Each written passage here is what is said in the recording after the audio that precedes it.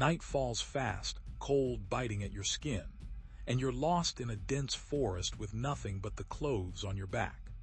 No food, no water, no shelter. To survive, it's crucial to understand how to safely secure these essentials while adhering to local laws and seasons. Setting up a snare trap for small game can be an effective way to catch food if you have the proper tools and knowledge.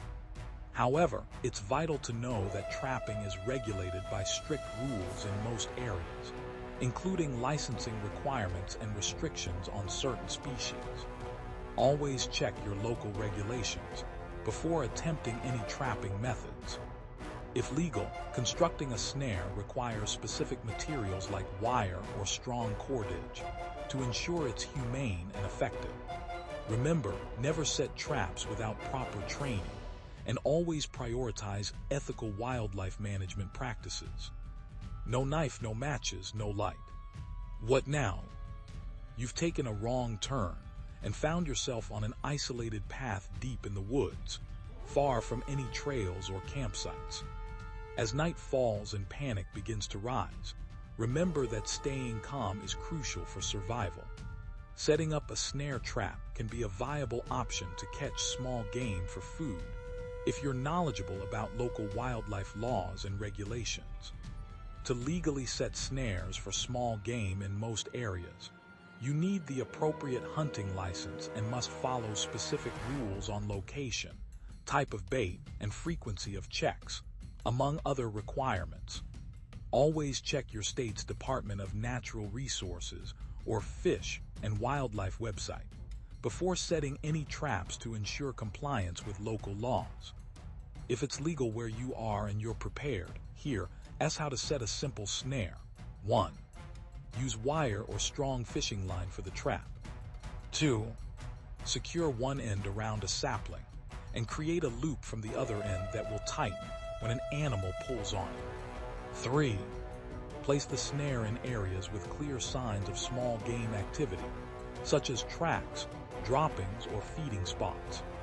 Remember to check your traps regularly, ideally every day, to ensure ethical treatment of any captured animals and to avoid illegal trapping periods for certain species that are protected by law. Survival situations can be intense and unpredictable. Always prioritize safety, legality, and respect for wildlife when considering setting a snare trap for food in an emergency situation. Dry wood burns efficiently, while wet wood is difficult to ignite and maintain in a fire. Securing a reliable source of firewood is crucial for survival. If you spot small animals like rabbits moving through the underbrush, setting up a snare trap can be an effective way to catch them. However, it's important to check local laws and seasons before setting any traps, as trapping regulations vary by location. Always prioritize positively identifying plant materials with expert guidance or field guides to avoid potential poisoning risks. Setting up a snare trap for small game can be effective, but requires caution and adherence to local laws and regulations. No fancy gear is needed, but the right materials are essential. A strong piece of cordage or paracord will work best. Ensure it's long enough to create an adjustable loop that tightens when triggered by an animal passing through.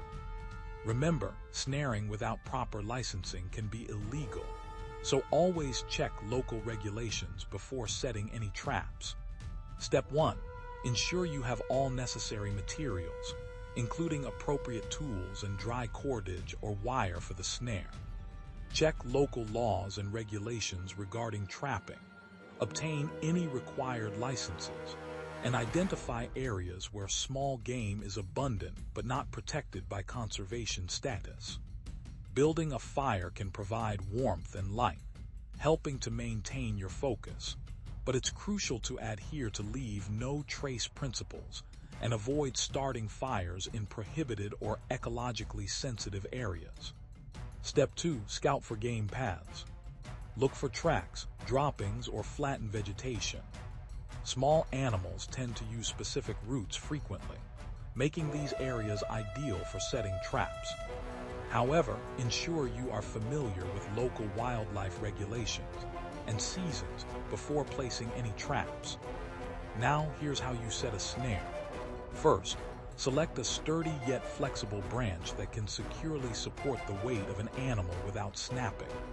The ideal branch is about as thick as your finger and roughly arm length in size. Make sure to check local law regarding trapping before setting any snares. Next, take your paracord or string, about 5 feet should do, and create a loop large enough to slip over an animal's head, but tight enough that it won't escape once ensnared. This is crucial. If the loop is too big, the animal will step right through. If it's too small, you risk choking your catch instead of safely restraining it. Remember, setting traps without proper permits and during legal seasons is essential to avoid breaking wildlife laws. Always check local regulations before setting any traps to ensure compliance with state-specific rules for trapping small game. Now, tie one end of your cordage securely to a sturdy stick or branch above where your game will pass. Adjust the loop to hang just above ground level, about 6 inches off the ground, to target small mammals like rabbits while avoiding accidental triggering by larger animals. Remember, setting traps requires adherence to local laws and seasons for legal hunting and trapping. Always check with wildlife authorities before deploying any kind of trap in the wild. The next step is crucial. Secure the other end of your paracord by anchoring it firmly into the ground using a sturdy stick wedged between rocks or driven deeply into the soil. This anchor must be exceptionally robust to withstand pressure from an animal struggling to escape.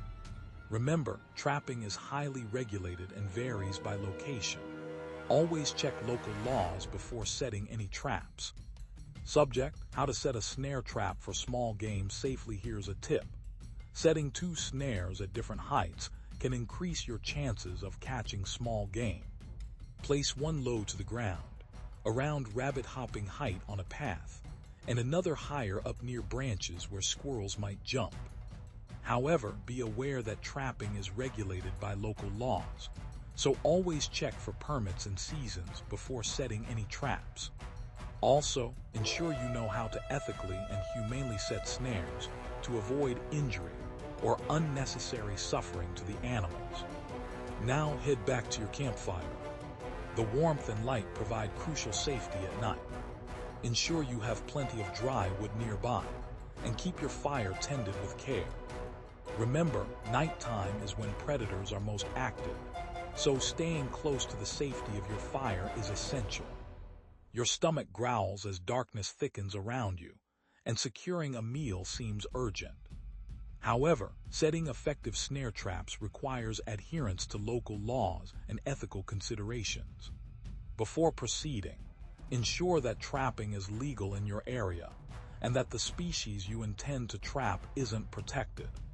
Focus on building 2 snares now for maximum coverage, but always prioritize safety and legality. Remember, proper trap placement and design are crucial to minimize harm to non-target animals and ensure humane capture of intended game. Remember, dry wood burns efficiently, while wet or green wood can be difficult to ignite and sustain a fire. Keep a close eye on your fuel supply. Gather branches from dead trees where the bark is loose and snaps easily in your hands. This indicates that the wood is likely dry and ready for use. Avoid soggy or green branches, as they won't provide enough heat for an effective fire. The cold becomes increasingly harsh as night falls. Your fire is starting to die down, barely glowing, but your traps are set up according to local laws and regulations, ensuring humane capture of small game like rabbits. A rabbit appears in the distance, eyes shining in the dark, moving along a path within range of your snares, which are designed to minimize harm and must be checked regularly for compliance with wildlife protection guidelines. Setting a snare trap for small game requires careful consideration and adherence to local laws and regulations. Before setting any traps, ensure you have the necessary permits and understand which species are legal to catch. Your heart races as you wait quietly in anticipation. You watch carefully from a distance as the animal makes its way near your baited loop.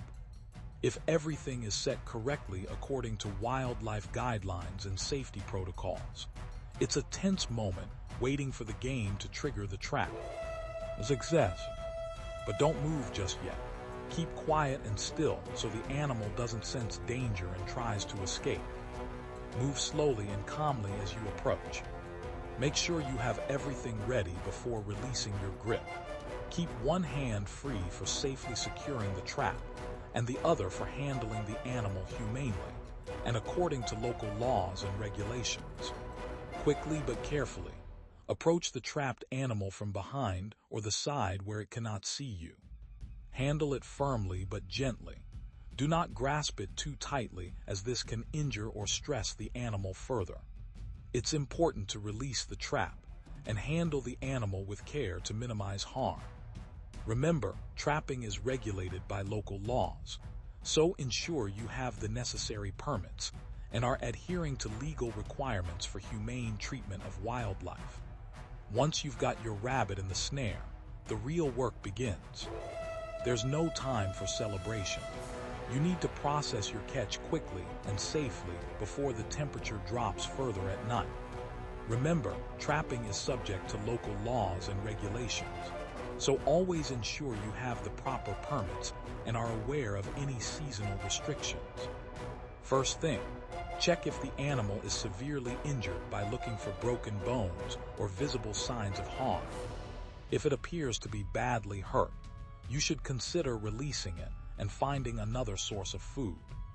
This tough decision reflects crucial survival ethics and highlights the importance of adhering to local laws regarding wildlife conservation and humane treatment of animals. Next step, dispatch humanely. If you feel uncomfortable with killing, swiftly and humanely end the animal's life by cutting its throat with your knife. This method is quicker and less traumatic for the animal compared to rough handling that can cause injuries or prolonged suffering. However, remember to check local regulations regarding humane methods of euthanasia in a survival scenario.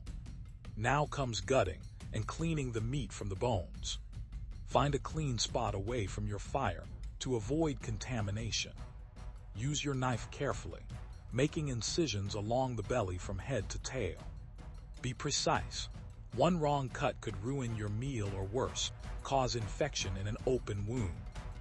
Remember, it's crucial to follow local laws and regulations regarding trapping and processing game to ensure sustainable practices and respect for wildlife conservation efforts. As you set up your trap, remember the importance of sustainable and lawful hunting practices. Understanding how to secure a reliable food source is crucial for survival, but it's essential to follow local laws, seasons, and ethical guidelines. Each catch should be used responsibly, ensuring no part goes to waste while adhering to legal and conservation standards. After successfully hunting and cleaning your game, find a clean water source away from your fire pit to rinse the carcass thoroughly. This helps reduce bacteria and improves the taste of the meat. Next, hang it up near your campfire to smoke and dry overnight. Cooking can be done later when you have gathered more fuel. Remember, always follow local laws regarding hunting seasons and game limits. With the rabbit securely caught and hung away from your fire, you can take a moment to catch your breath. However, don't relax just yet. There's still plenty to do before dawn.